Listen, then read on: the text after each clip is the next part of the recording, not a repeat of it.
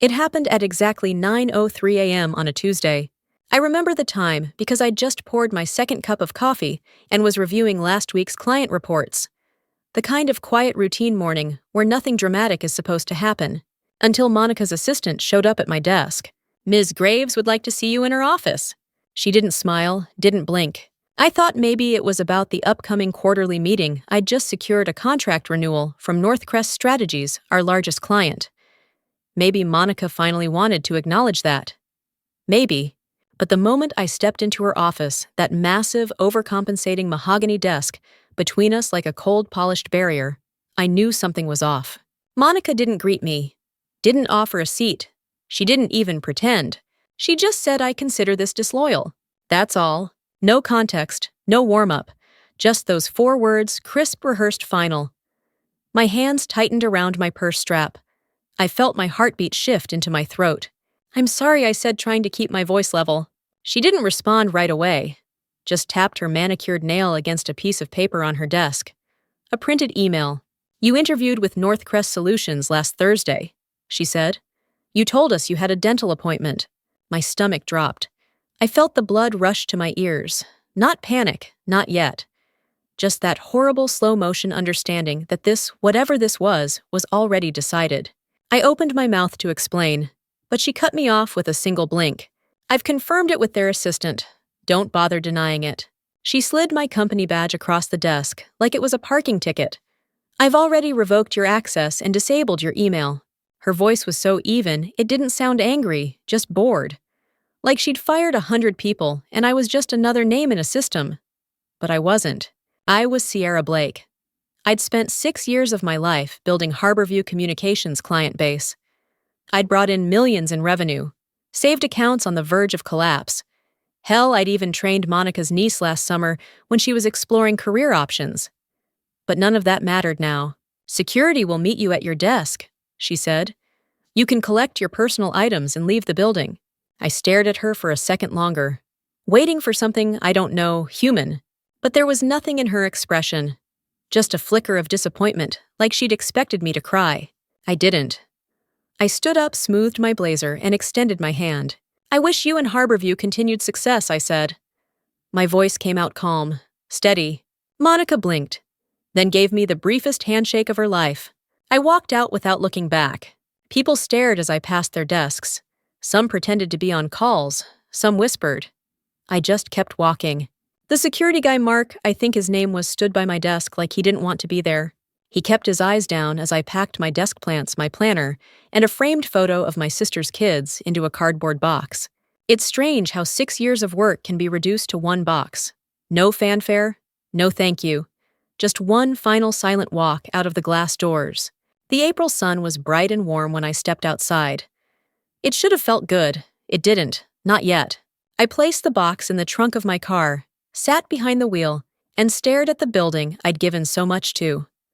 My hands were still steady, but inside, something cracked. I wasn't sad, not really. I wasn't angry either, that would come later. I just kept thinking, after everything, this is how they do it. Then my phone buzzed. It was a text from David Kleen, the CEO at Northcrest Solutions. "Can we move our final conversation to today at 2 p.m.? And I swear in that moment, I smiled. Just a little. Because Monica thought she was ending something. She had no idea what she'd just started. I didn't drive home right away.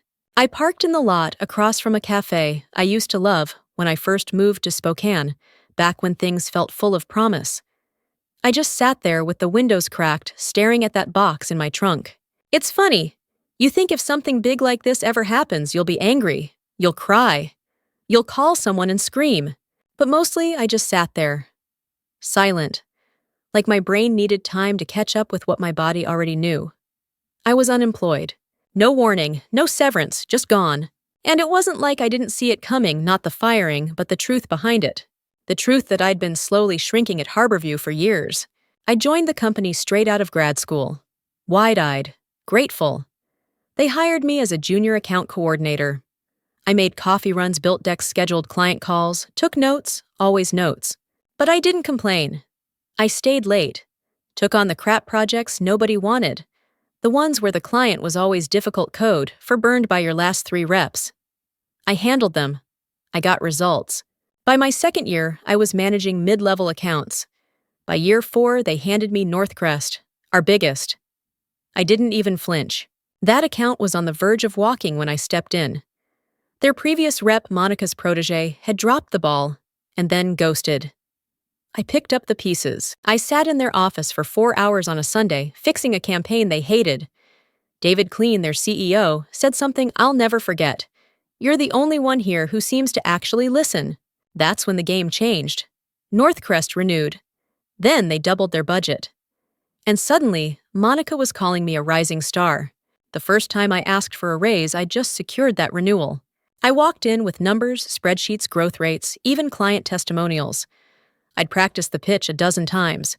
Monica smiled like I'd asked her for a favor instead of a basic salary adjustment. "It's just not in the budget this year, Sierra." That was it. No discussion. But she made it sound like it was temporary, like next year things would be different. "We're watching you. You're on our radar." So I let it go. I worked harder.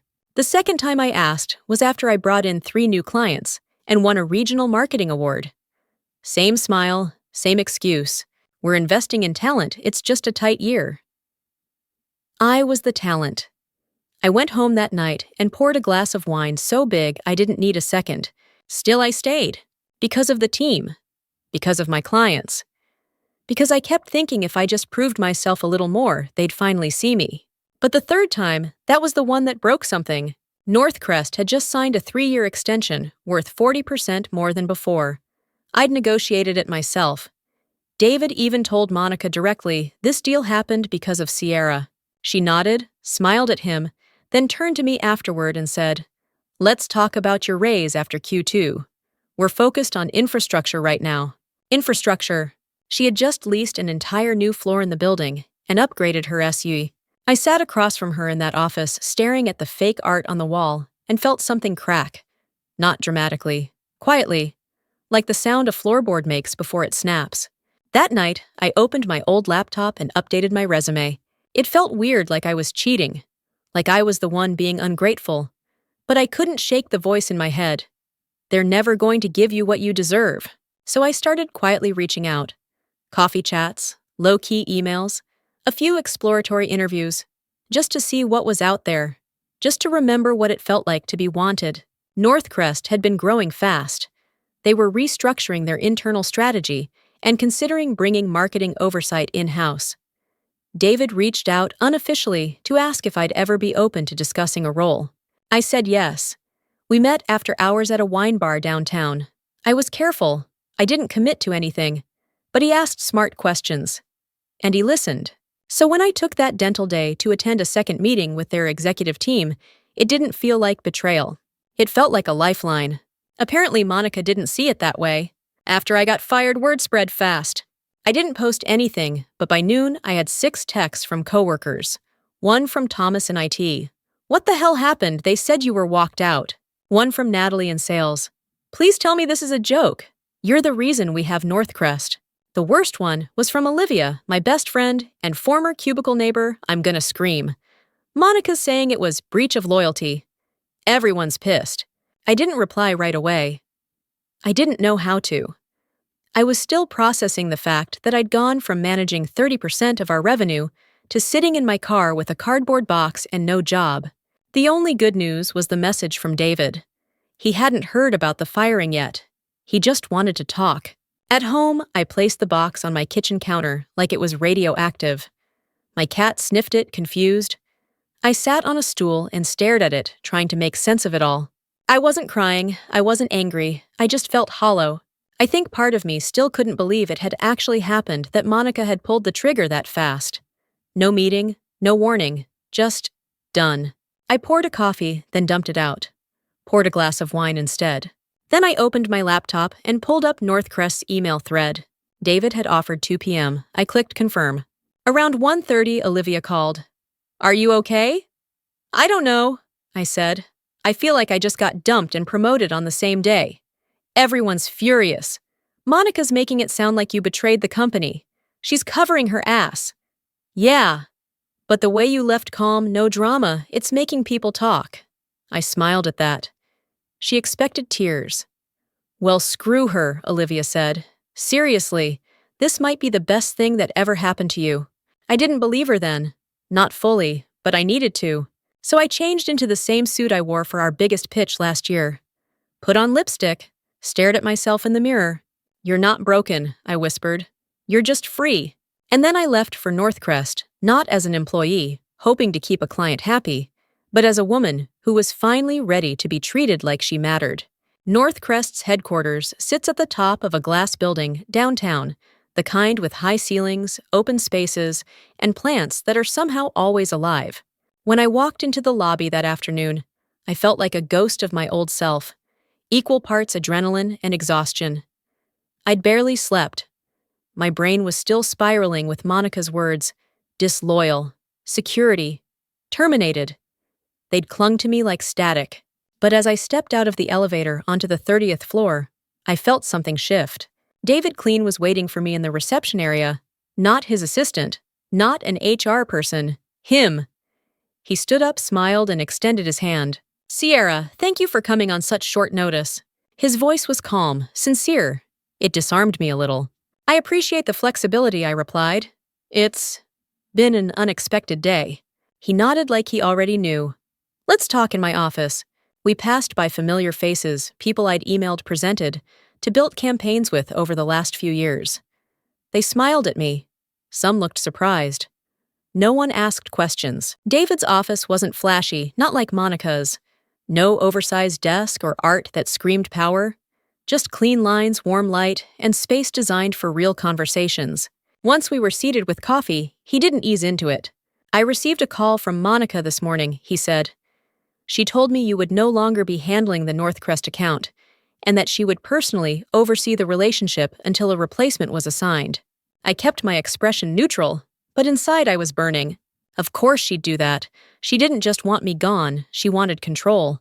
She wanted to make sure I couldn't take anything with me, even if it was built with my blood and sweat. David continued. What she doesn't know is that we've had growing concerns about Harborview's performance over the past year.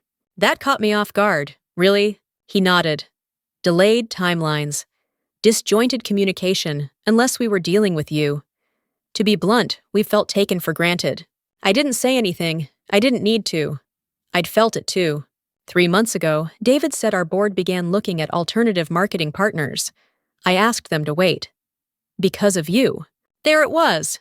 He leaned forward slightly. When you reached out about exploring a role here, it felt like timing. Perfect timing. But I want to be clear, we didn't pursue you. We didn't try to poach you. We were prepared to wait until you were ready to make a move. I was planning to give notice once I had something firm, I said. I didn't want to burn bridges. I believe you, he said without hesitation. Your professionalism is exactly why we're having this conversation. Then he opened a folder, slid a single page toward me. This isn't an interview, Sierra. It's a job offer. I stared at it. Director of Client Strategy, a leadership role, a team under me, a real seat at the table.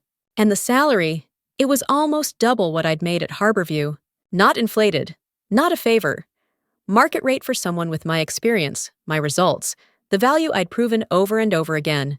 I don't know what to say, I said, the words catching in my throat. David smiled. Say you'll think about it. We both know the answer, but take the night. I nodded. I needed that night. Not to negotiate, not even to decide, just to process. As I left the building, the wind felt different on my face. Lighter, like maybe all the weight I'd been dragging through the last year had started to lift, not all the way, but just enough. That night, I placed the offer letter on my kitchen table. I didn't sign it, not yet, I just looked at it, and I let myself cry for the first time. Not because I was sad, but because the whiplash of it, all the loss, the anger, the validation, it hit me like a wave. All those years I spent wondering if I was asking for too much, if I was too ambitious. And here it was. Proof. I hadn't been asking for too much. I'd been asking the wrong people. The texts kept coming. Thomas from IT Emergency, all hands after you left. Monica looked pissed. Guess she didn't tell the board beforehand. Jessica, the receptionist. She's been in closed-door calls all day. You'd think the building caught fire. I didn't reply. There was no satisfaction in watching them scramble, not really. just a growing awareness that I had done the right thing by walking away. Around 8 p.m., my phone rang. Unknown number. I hesitated, then answered. This is Sierra. Ms. Blake, this is Elaine Winters. I'm on the board at Harborview Communications. My heart kicked. Elaine continued, her tone calm and crisp. I understand there was an incident today regarding your employment. I'd like to meet with you tomorrow, privately.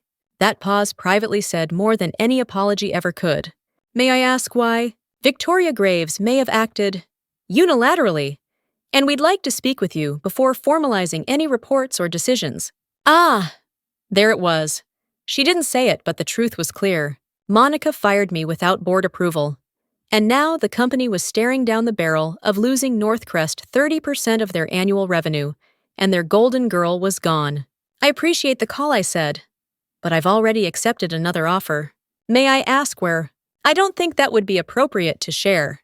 A pause, longer this time. If this is about compensation, Elaine said carefully, we're willing to revisit those discussions. I closed my eyes. The irony was sharp enough to cut skin. 3 years of ignored requests. 3 years of being told next quarter. And now, when they were afraid, they suddenly remembered my worth. It's not just about compensation, I said quietly. It's about respect. Perhaps we can talk more in person. I hesitated, then nodded. Tomorrow morning, 9 a.m. I hung up and sat back. The apartment was quiet. My cat jumped into my lap like he knew I needed something warm and breathing nearby. I looked at the job offer again. It was signed now. I'd done that hours ago. But tomorrow, that meeting, that would be for me. Not to go back, but to say everything I should have said years ago. I wore navy, not black. It felt like an important choice, not mourning, not war. Just clarity. A reminder to myself that I wasn't walking into Harborview broken or bitter. I was walking in whole. Finished. Jessica was at the reception desk when I arrived. Her smile faltered the moment she saw me. Sierra, you're here for Ms. Winters. I nodded and signed the visitor log. Jessica leaned in, lowering her voice. For what it's worth, everyone's talking about how wrong this was. You were the best of us. That sentence, you were the best of us, I'll remember that forever. Thank you, I said, and I meant it. The elevator ride up felt surreal. 6 days ago, I was riding that elevator as a full-time employee, holding a planner full of client deadlines.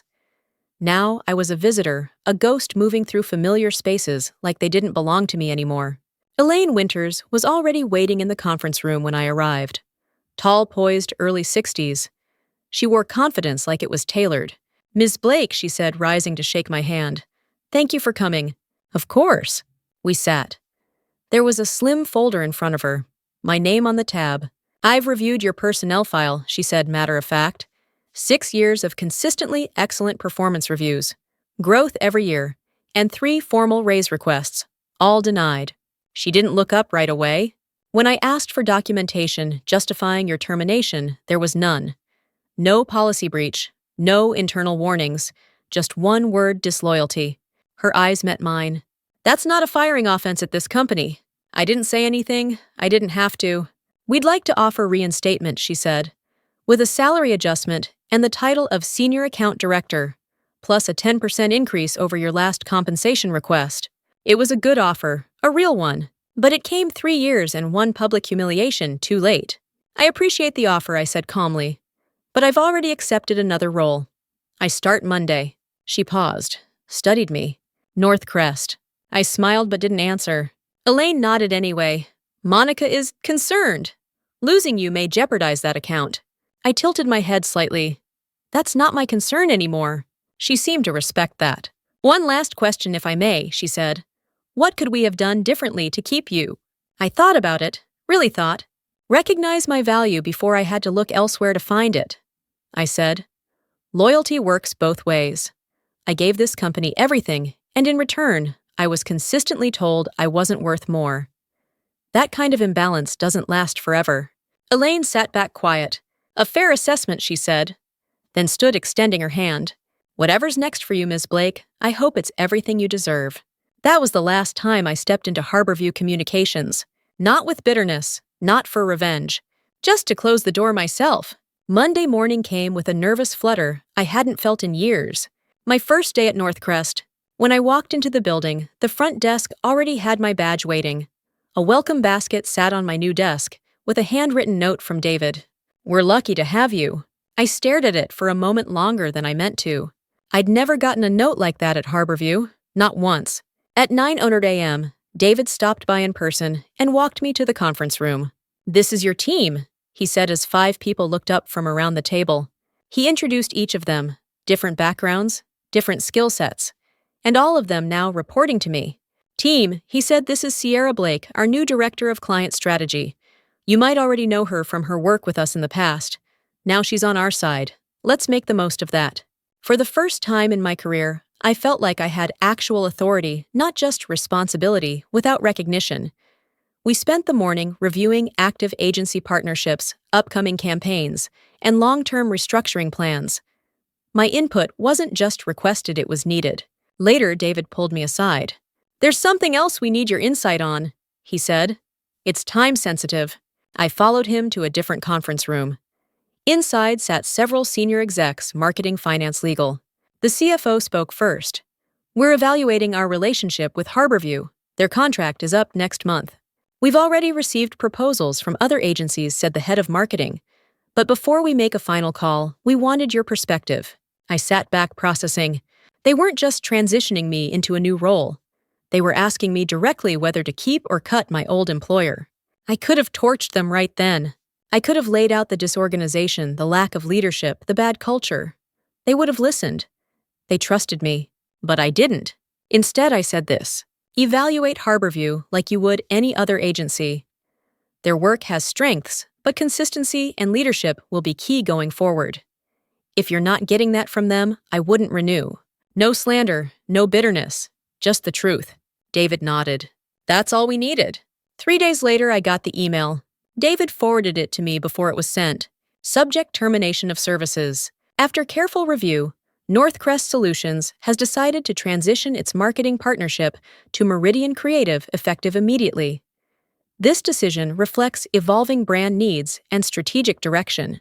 Sierra Blake, our Director of Client Strategy, will oversee the transition. We thank Harborview Communications for their past partnership. I didn't smile when I read it. I didn't gloat. I just breathed. 6 years of my life given to a company that tossed me like an empty cup. And now I was the one signing the final receipt. I didn't have to sabotage anything. I didn't have to burn them down. They did that part on their own. Later that afternoon, I got a message on LinkedIn from Jessica. "The office is chaos. Monica's been in meetings all day. 3 other account managers are updating their resumes." Then another message. "Karma works fast." I didn't reply. I just accepted the connection request with a short note. "Thank you for your kindness while I was there. Wishing you the best." And I meant it, because I wasn't angry anymore. I was just done. A week after the termination email went out, I received a delivery. A box plain brown, no note, just a return address from Harborview. Inside were a few things I'd left behind: a notebook, a half-used candle I kept at my desk, and a branded stainless steel coffee tumbler with the Harborview logo on it. I turned it in my hands and laughed. It felt like a relic from another life. I set it on the shelf of my new office at Northcrest, not as a keepsake, but as a reminder, a symbol of everything I'd outgrown. Work at Northcrest moved quickly. My team was sharp, motivated, collaborative in ways I hadn't experienced in years. We weren't chained to turf wars or corporate posturing. We actually solved problems. And for the first time, I didn't feel like I had to prove myself every second to justify my place. One afternoon during a team huddle, I caught myself smiling in the middle of a discussion about a digital rollout. It hit me how long it had been since I actually enjoyed what I did. Not endured it, not tolerated it. Enjoyed it. About 2 weeks into the new role, I ran into someone I didn't expect to see: Natalie, one of the senior sales managers from Harborview. We bumped into each other in the parking garage of the downtown plaza. She did a double take when she saw me. "Sierra, hey Natalie." There was a moment of silence, not awkward, just heavy. "I heard what happened," she said quietly. "Then I heard about Northcrest, and, well, everything." I just nodded. She shifted her bag from one shoulder to the other. I wanted to say, "You didn't deserve any of it. And honestly, after you left, things got worse."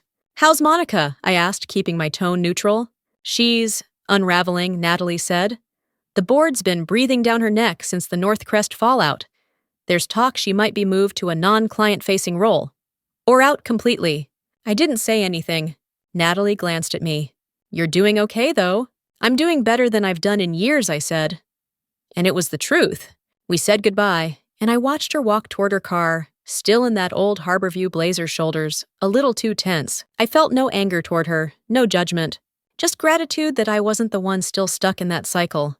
That night, I opened a blank document. No purpose, just a need to get the thoughts out. I wrote the sentence, "You don't realize how much of yourself you've given away until you leave the place that kept asking." And I sat with that for a while, because that's what Harborview had been, a place that kept asking and asking and asking. And I kept saying yes to unpaid hours, to being passed over, to being invisible, until one day I didn't. Weeks passed. The transition with Meridian Creative, the agency replacing Harborview, went smoothly under my guidance. I didn't speak to Monica again. She never reached out, never apologized. I didn't need her to. Her silence told me everything I needed to know. One of the last updates I received from Jessica was this. Monica cleared out her office yesterday. Rumor is they gave her early retirement. Early retirement. For someone who once accused me of disloyalty and stripped me of my badge like I was a liability. I thought I'd feel victorious when that moment came. I didn't. I just felt free. A few months later, I was invited to speak on a panel for women in leadership. The topic was knowing when to walk away. I almost said no. Part of me felt like an imposter, like I was still too close to the wound. But I agreed. And when I got up to speak, I started with this. I used to think loyalty was everything, that if I worked hard enough, stayed long enough, proved myself often enough, someone would notice. Someone would reward that. I paused. They didn't. Another pause. But leaving didn't break me. It showed me what I should have demanded all along: respect. I didn't talk about Monica, or Harborview, or Northcrest by name. I didn't need to, because the room nodded in recognition. Every woman in that audience had been Sierra once. 1 year later, I sat in my new office, overlooking the Spokane skyline. A lot had changed. I had led 3 major campaigns, onboarded 2 new strategic partners, and was just promoted to VP of Strategy. The title didn't change me, but it marked something. Proof that I wasn't too much. That I wasn't unreasonable. I'd just been in the wrong place for too long. Every now and then, I still see LinkedIn posts from people at Harborview. Some left, some stayed. Some now work for vendors I've brought in. The irony isn't lost on me. I don't engage. I don't comment. I don't need to. Because the best revenge, it wasn't Northcrest dropping Harborview. It wasn't Monica cleaning out her office. It was waking up every day knowing I'd reclaimed my power on my own terms. I didn't burn bridges. I just stopped walking across ones that were never built to carry me. They thought firing me would silence me. What they didn't expect was that it would finally make me listen to myself. I wasn't broken. I was just finally out of the wrong place. And if someone makes you feel like loyalty is a trap, ask yourself this. Would you rather stay unseen or leave and become unforgettable?